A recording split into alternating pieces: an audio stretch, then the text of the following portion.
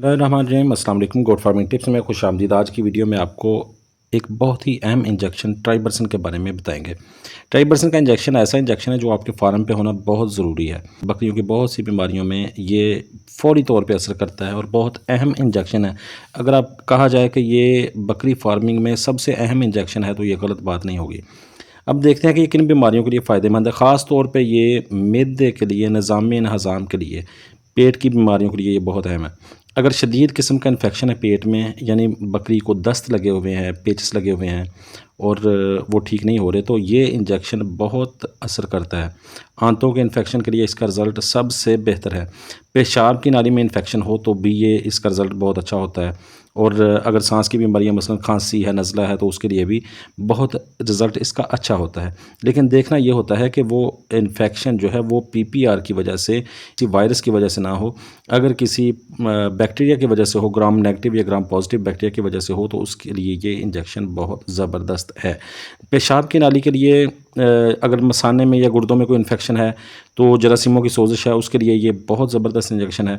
और ज़ख्मों के इलाज में, अगर ज़ख्म में पीप ना पड़ी हुई हो, रेशा ना हो, तो यानी अंदर से गोश्त गलना सड़ना ना शुरू हुआ हो, आपके जानवर का जो ज़ख़म है वो बिल्कुल ताज़ा हो, यानी उसमें रेशा ना पड़ा हुआ हो, तो उसके लिए ये बहुत ज़बरदस्त इंजेक्शन है। और गल घोटू में भी कुछ हद तक ये फ़ायदेमंद हो सकता है। लेकिन जो बेहतरीन है मैदे के मसाइल के लिए, जानवर के पेट में दर्द है उसमें भी ये काम आएगा। और अगर उसमें पेचेस हैं तो ख़ास तौर पे पेचेस के लिए ये बहुत ज़बरदस्त इंजेक्शन है।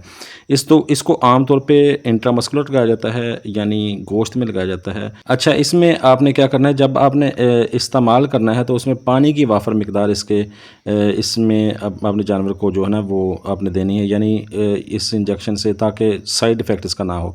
और हामला जानवरों में जो है वो इसका इस्तेमाल एहतियात से करें। कहता कुछ नहीं है, लेकिन कोशिश करें कि हामला जानवर को जब भी इंजेक्शन लगाएं तो पहले प्रोजेस्टेरॉन का वो इंजेक्शन लाजमी तौर पे दे दें। और अगर जानवर को एलर्जी हो किसी सल्फ़ा दवाई से, तो उसको भी ये इंजेक्शन हरगिज़ ना लगाएं। और कुछ दिनों तक इसके इस्तेमाल के बाद जो है गोश्त और दूध का इस्तेमाल कोशिश करें कि ना किया जाए। और इसके अलावा एक बहुत अहम चीज़ है, जो इसका फार्मूला है वो ट्राइमेथोप्रिम होता है और सल्फ़ाडाइज़ाइन होता है। तो ये जो सल्फ़ाडाइज़ाइन है, जिस जानवर को इस फार्मूले से कोई एलर्जी हो तो उसको इस्तेमाल ना करें।